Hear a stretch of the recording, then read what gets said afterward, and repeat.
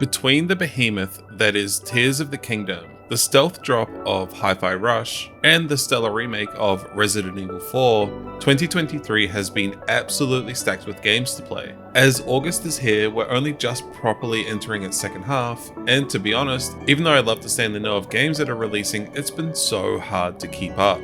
And with even more on the horizon coming, it's easy to let some games fall through the cracks. Something I love to do on this channel is talk about hidden gems, and since there's so many games occupying space in my brain right now, I felt the need to share some absolute bangers I've had the pleasure of playing this year so far that you may or may not have heard of, or at least gotten the chance to play yet. And hopefully this can act as that push to get you to do so. So without any further preamble, here are 4 must-play games of 2023 you probably haven't played yet.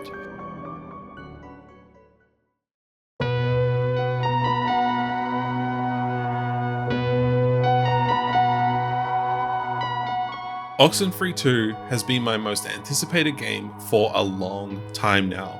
When the first game released in 2016, it quickly shot up to being one of my top 3 games of all time. That was until I played its sequel, subtitled Lost Signals. This game is a little weird to recommend because I still think the first is criminally underrated. And while you don't need to play it to enjoy the second, what you will get out of it if you do is greatly increased by knowing the events that took place years prior. So think of this as a double feature recommendation. While the Oxenfree games aren't mechanically dense, what they lack in gameplay, they more than make up for with incredible storytelling and compelling characters. With the first, it showed off teenage friend group dynamics in an actually believable way that so many of its contemporaries couldn't. While the second focuses on a pair of 30-somethings looking to regain their footing in life after things just seem to fall apart. All set in a fairly ambiguous decade, but one that's clearly inspired by the 80s. Neatly wrapped up with an unnerving horror aesthetic, drenched with the looming feeling of dread and uncertainty. The central gameplay loop revolves around talking with people, either with those in your direct vicinity or more commonly over the walkie-talkie. As you choose how to move conversations forward, you determine how people not only perceive you, but also what actions they'll take throughout the night, which just leads to so many different paths and encourages a staggering amount of replayability. Scientific, the composer for the game's soundtrack, has done yet another incredible job. The music of the island you continuously wander almost acts as the third character in your small party. It's always there and swirls emotion under every moment with synthwave-inspired tunes. It has a similar feeling to the original Blade Runner, where the music was written specifically to be baked into the scenes. They're so integral to the experience that re-listening, it's hard not to put yourself back to the island in the events they were written for every time you hear the harrowing synth again. I haven't stopped thinking about ways to talk about Oxenfree 2 since I hit credits for the first time. It takes up such a specific portion of my brain that seems to seep into the smallest parts of my day. From the soundtrack to how characters develop and reveal things that hit just a little too close to home sometimes, everything about it just ticks off all the right boxes for me. Some in ways I expected from my love of the first, while others were things I didn't know I wanted until I actually got them. Every game in this video will be a must play, but this is getting my strongest please just go play it recommendation.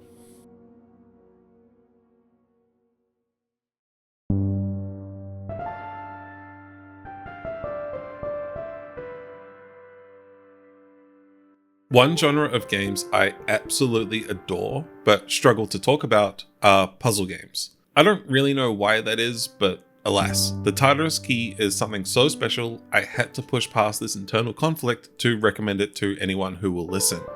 Over the last few years, there's been a resurgence of PS2 era styled games, and the Tartarus Key is one that absolutely nails that visually. From blocky textures to wiggling outlines, it really feels like a nicely scaled up game from the early 2000s. Much like Oxenfree, while the gameplay isn't super dense, its strength is its puzzles. After waking up in a trapped room of what seems like a mansion, the main character Alex has to solve a small series of puzzles to get out, only to find herself trapped in something much larger than what it seems on the surface. The best way I can describe this game is that it's like playing a combatless Silent Hill or Resident Evil. It's sacrificing that immediate threat of zombies or twisted nurses for more involved and intense puzzles. And you know, I think there's a lot to be said about removing that aspect from horror games and just how it works so well. Sure, the survival part of survival horror is what makes it, but sometimes you don't want to have resource management looming when you're already stressed enough as it is. Don't let that sway you though. As someone who loves to talk about how horror games rarely have an effect on me, this game has gotten me at times. With cameras watching your every move and things never seeming right, there's a permanent sense of unease. Something I truly loved though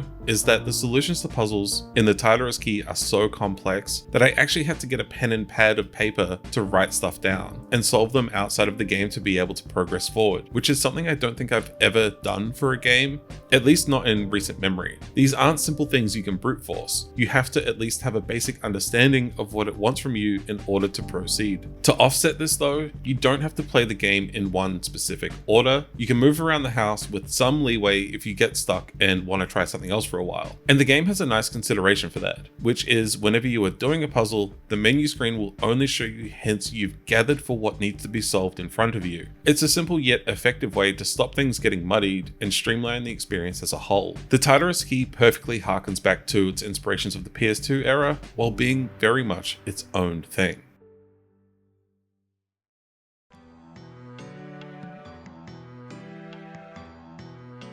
Speaking of homages to older generations, this is Pseudoregalia, a 3D platformer Metroidvania hybrid that is laser focused on tight movement and exploration, looking like a surrealist classic Nintendo 64 game, but with a little modern visual flair thrown in. This is where we deviate from the mechanically simple, as you probably have guessed by how I said this game has tight movement. 3D platformers live and die by how good they feel to play. A bad jump arc or wonky turning can turn what looks like a promising game into an absolute chore to get through. Luckily, this has none of that. Everything is crafted in a way that just feels right, and if you mess something up, you know it's your fault and you have to go back and try again. As you jump, slide, wall kick, and fight your way around Castle Sansa, you'll constantly find roadblocks that may halt your progress, much like a classic Vania game should. You would probably have to come back later when you have what's needed to move forward. Notice how I said may halt and not will halt. And that's because a lot of the sections within Pseudoregalia are set up in a way that have multiple approaches to be the solve to progress. Obviously, some are hard gated behind certain abilities, but the amount of variation is staggering regardless. This is something I truly love about movement-based games. They offer up such a deep set of abilities that creates so much player expression that no two people playing this game side by side will look the same. Everyone has their way they like to play, and by not limiting players in their options, it creates the sense that every room you conquer felt like it was unique to you. You did it your way. Seeing a collectible just out of reach, but knowing you have the toolset to beat the odds how you want and actually achieving that has been some of the best gaming moments I've had this year. It's like the more movement-orientated version of solving a shrine in Tears of the Kingdom. Something that really drives this point home even further is that despite having been out only a few days of writing this, there are already advanced movement tech tutorials up on YouTube. The depth of this game seems truly limitless at this point. Pseudoregalia just oozes style, from the way your weapon can get thrown out of your hand mid-combat, to this thing that just sort of shadows the character's last frames while doing an attack or big movement ability that is so simple but so visually stunning, I get caught up with how cool it looks every time. Even though the movement is the selling point, little polish like this keeps things fun to look at. What's even more impressive is that this game was created for a game jam that was then scoped out to be a full release. And while it is on the shorter side, the price tag of $5 should be enough to get anyone's attention. The price of games aren't a determining factor for me and many others, but I could have easily paid $40 and felt absolutely content with that. This game's unending sense of self-expression through mechanics and its open-ended approach to level design is awe-inspiring to say the least. Oxenfree 2 may have been my biggest must-play recommendation, but this is by far the easiest sell. Just play it and have a great time doing so.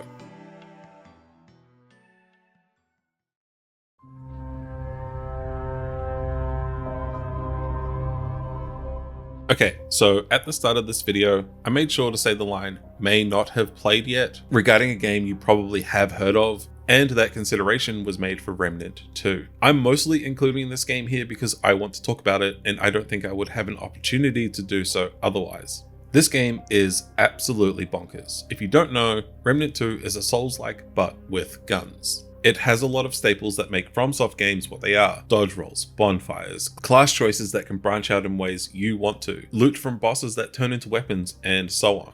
But the obvious change is in the descriptor.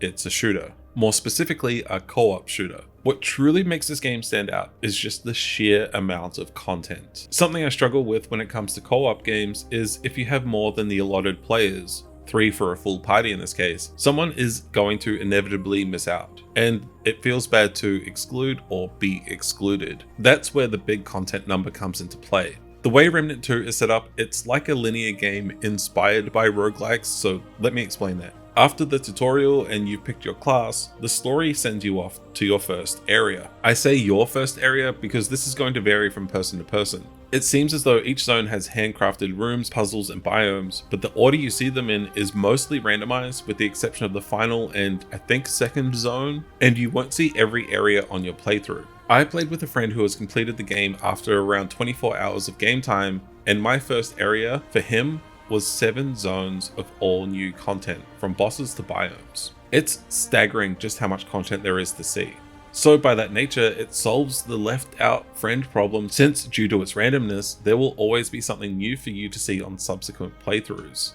There is just so much to this game. The boss fights are as great to look at as they are to play. Honestly, some of the coolest fights I've played in any game ever. The weapon variety and flexibility with upgrade paths feels like exploration to find loot isn't always a waste of time. And most surprisingly, the puzzles are some of the strongest I've seen, and Remnant 2 doesn't even sell itself as a puzzler. Now, granted, puzzle rooms aren't common, but something cool that happened on my playthrough was early on, we found a book. Then a few zones later, came across an area that was one giant puzzle. Of course, within that area was a hint to solve the room. But that book we found earlier on was actually for a secret room with extra loot, which honestly felt cool to be rewarded for having the foresight to take photos of that book in real life and use it later. Even crazier than that, within the room was what's called a blood room. I got a super rare achievement for finding this, which felt odd since it was a tough puzzle, but it wasn't that tough. As it turns out, that room only opened because we happened upon it during a blood moon. So we had to come across it at the exact right time we did to find extra loot. That's only scratching the surface of this game's crazy secrets. Like, there's a class that needs to be found by data mining, and that was intended to be that way by the developers. This game rules, and if you've seen it around and weren't sure, take this as an extra person saying, please pick it up. That's it for the list. I hope I've given you something new to play while the month counts down to Armored Core 6 and other incredible games on the horizon. If you've played any of these or intend to play them or even have some suggestions of your own, let me know. I'd like to hear from you. And let me know what you think of this more loose kind of format for the channel. And while you're at it, consider liking and subscribing. So with that, enjoy the games and I'll see you next time.